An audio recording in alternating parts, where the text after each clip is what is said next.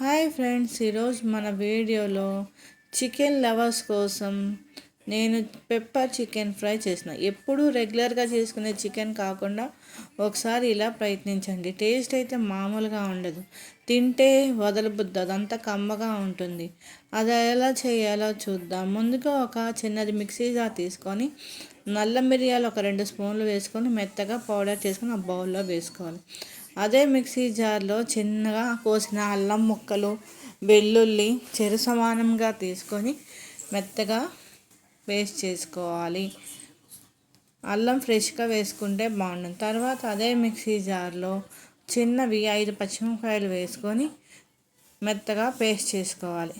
తర్వాత ఒక బౌల్ తీసుకొని తగినంత చికెన్, నేను 1/2 kg తీసుకున్నాను, విత్ బోన్తో తీసుకున్నాను, వేసుకొని దానిలో కొద్దిగా పసుపు, 1/2 స్పూన్ కారం, తర్వాత రుచికి సరిపడా సాల్ట్ వేసుకోవాలి. తర్వాత కొద్దిగా 1/4 టీ స్పూను నల్ల మిరియాల పొడి, 1 స్పూను పచ్చిమిర్చి పేస్ట్ వేసుకొని ఇవన్నీ బాగా కలిసేలాగా కలుపుకోవాలి.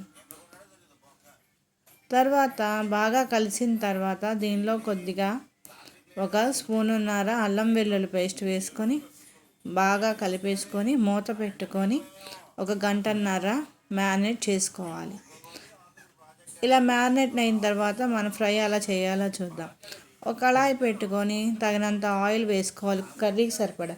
ఇది డీప్ ఫ్రై చేసుకోవట్లేదు, నేను నార్మల్ ఫ్రై చేసుకున్న. ఇష్టమైన వాళ్ళు డీప్ ఫ్రై చేసుకోవచ్చు. తర్వాత బాండీలో నూనె కాగిన తర్వాత కొద్దిగా జీడిపప్పులు, కొద్దిగా కరివేపాకు వేసుకొని ఈ చికెన్ అంతా వేసుకొని మధ్య మధ్యలో కలుపుకుంటూ సన్నని మంట మీద మొత్తం బాగా ఫ్రై అయ్యేలాగా కలుపుకోవాలి. ఇలా ఫ్రై అయ్యి దాంట్లో 2 చెక్క ముక్కలు, ఒక 5 లవంగాలు వేసుకొని బాగా ఫ్రై చేసుకోవాలి. మూత అనేది పెట్టకూడదు, ఇది ఫ్రై కాబట్టి. తర్వాత ఇది బాగా వేగిన తర్వాత దీనిలో ఒక 3 పచ్చిమిరపకాయలు చీల్చి వేసుకోవాలి. తర్వాత కొద్దిగా గరం మసాలా వేసుకోవాలి. గరం మసాలా అనేది ఆప్షనల్, కొంచెం వేసుకుంటే టేస్ట్ బాగుండిద్ది. తర్వాత ఒకసారి బాగా కలుపుకున్నాక కొద్దిగా కొత్తిమీర వేసుకోవాలి. ఈ కొత్తిమీర అంతా బాగా కలిసేలాగా మరొకసారి బాగా కలుపుకొని ఫ్రై చేసుకోవాలి. ఇలా ఫ్రై అయిన దాంట్లో లాస్ట్గా మీ తినే ఘాటును బట్టి పెప్పర్ వేసుకోవాలి, నల్ల మిరియాల పొడి. మీరు ఎంత ఘాటు తినగలిగితే అంత ఘాటు. నేను 1.5 స్పూన్ పెప్పర్ పౌడర్ వేసుకున్నాను. ఈ పెప్పర్ పౌడర్ వాసన మొత్తం బాగా ముక్కలకు పట్టి బాగా వేగే వరకు ఫ్రై చేయాలి. ఇలా ఇదైతే బాగా ఫ్రై అయిపోయింది. దీన్ని ఒక బౌల్లో తీసుకుందాం. వేడివేడిగా సర్వ్ చేస్తే చాలా టేస్ట్గా ఉంటుంది. Thank you for watching.